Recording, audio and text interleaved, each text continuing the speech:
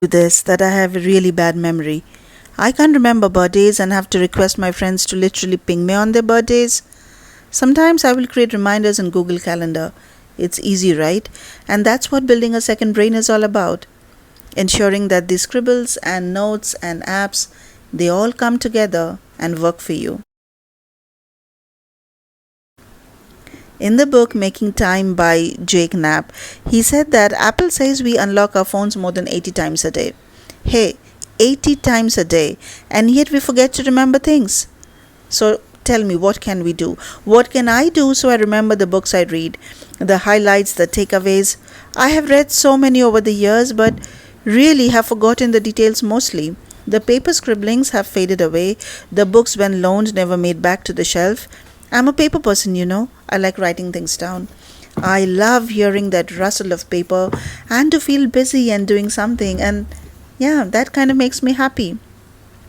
Even though 2 days later, don't mind my blank stare if you kind of like me. If you kind of ask me, what were you reading about? Who was the author? I have probably forgotten the name. Like really, I'm that bad. For people like me, building the second brain is the best thing that can happen. If you're one of those geniuses who can remember birthdays and anniversaries, oh my god, like congratulations, you are like really team apart. But for people like me, I need a system. I need a system where everything is categorized, indexed, and even searchable. If this feels like what you have been missing from your life, count me in too. Count me in your tribe. Turns out we consume every day equivalent to 174 newspapers. That's information overload, right? And now imagine if you're forgetting things, really, are you to blame? You know, it could be notes from anything. It can be ideas. It could be the restaurant recommendations you thought you'll tell your friend. It could be quotes that would inspire you to wake up every morning at 6 a.m. Or new learnings, or the course you are taking, the cheat sheet, the meal plans for the week, or even the kids' crazy exam schedules that you have to follow all the time. Literally, your notes can be anything. But here is a system. Here is a system that comes from the book called Building the Second Brain, and it's the code system. And if you choose to build one, I think this is the way that I think this is what will help you. The first one is capture. C, right? So the first one is called capture. It's very simple. You basically write down the information that you want to keep. If you're doing it digitally, it helps a lot more because, hey, now you can keep the link or you can take a screenshot. I mean, that's what I do. Even if I scribble things, I just make sure to take a screenshot of it and I will upload it somewhere, tag it somewhere for me to figure out later, like, where I'm going to use it. But for now, just save it, just keep it somewhere so I'm not losing it. That's what I do all the time. You will always hear, all these thought leaders talk about how they travel and they always have like something handy, like a notebook, a pen and paper with them, even when they sleep, like beside their bedside table. And that is the point, that our brains are not always capable of remembering things. I mean, you can have an idea, but remembering is a completely different ball game. If you write it down, you will probably remember. I know it happens to me a lot. Like in the middle of the night, I'll think of something and I'll think, oh wow, right, this is something that is so natural. Like, why did I think of it before? I wouldn't even think that next morning I'm going to forget it. But when I wake up next morning, that brilliant idea, that light bulb that I had is now completely gone. And now I don't remember it anymore.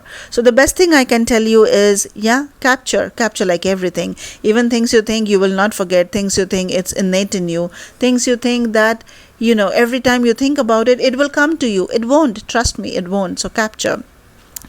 The second one is organize. My system is simple. I keep my notes in Notion. I keep my notes in folders.